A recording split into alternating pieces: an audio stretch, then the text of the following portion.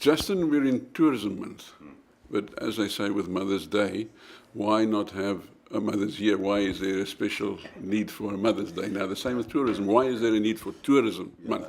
I think I agree with you in that one respect is that tourism is a year-round thing, so we should actually focus on tourism as best we can. But I think what it does is focuses on the sector, the industry, and when the initiatives that are taking place. So it almost just draws it out from the milieu of all the other economic activities. But yeah, it's quite catchy, and it's an international project as well. So we, as a country, are sort of jumping in on the bandwagon on it. But it does give profile, and a lot of the tourism organisations do a lot of focus, media focus and things like that. So it gets people aware of it. And I think the timing's quite good because it's just before the busy summer season, so people start thinking about holidays and things like that. Okay, what are you guys doing? I've got a whole list here. I mean, yesterday we did a big media campaign with Tourism KwaZulu-Natal and with SM Velo, KZN Wildlife, profiling our eco properties up from Orabi Gorge. So that was a live broadcast. And then we've got obviously the beach activations, which are very significant throughout the holidays for the families. I'm just going through my list here. Next weekend we've got the Ramsgate Literary Festival. There's a wine festival on the go at Riverbend. And then we've also got our awards evening coming up also next weekend, where we're actually honouring the good work that's done by various organisations and individuals for our tourism sector. And then early in October, the minister's coming down here to do a big media splash on the announcement of the forthcoming blue flag beaches throughout South Africa. So this is the second time the South Coast has actually been honoured by this particular event. So they're coming through in early October. It was going to take place during the course of this month, but obviously with commitments it has to be put out. So that's a major plus as well.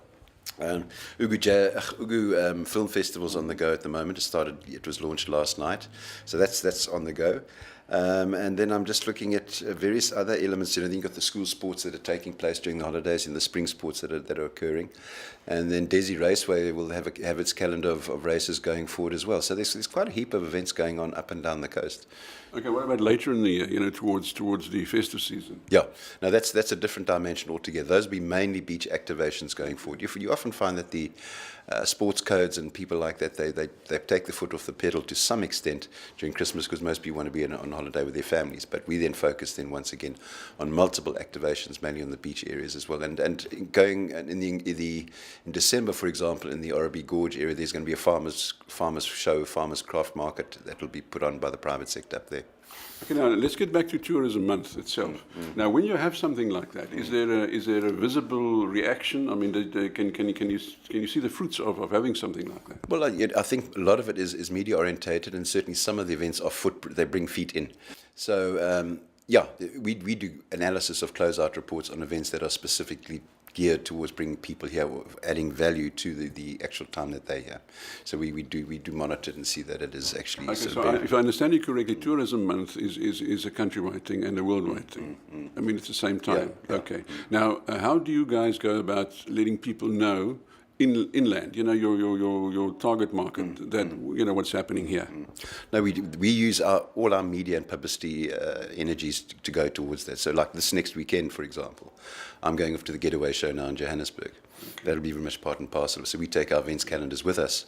So when people are showing interest in the South Coast, they say, well, what can we do besides going to the beach, etc.? Then we say, well, yeah, these are the following events going through. But for each event, there is a publicity action that takes place, not just basically sitting there and hoping for the best. Okay, I must ask you this. It's a bit of a negative, negative factor. But last week, a newspaper had a front page report saying that Margate is in the intensive care. Now, you guys who on the one hand who promote tourism, etc. Now, how do you handle something like that?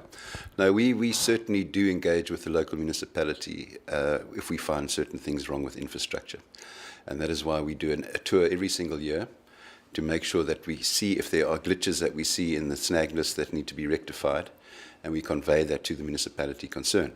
In the case of Rainkonyeni municipality, we actually presented to their MANCO on our findings of the previous tour. Some of them, I think, were identified in the media as well, so I think that it's a big heads up in terms of rectifying them, because as you know, the summer season's coming along.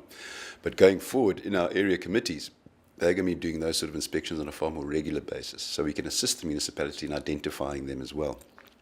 Furthermore, as a tourism organisation, we sit on the Ugu District Coastal Management Project Steering Committee, where the department representatives come through and sit in those meetings. And we've stated categorically that there is a distinct need to have infrastructure as a priority within the context of tourism in KwaZulu-Natal. And it actually sits in the tourism master plan as well for the province.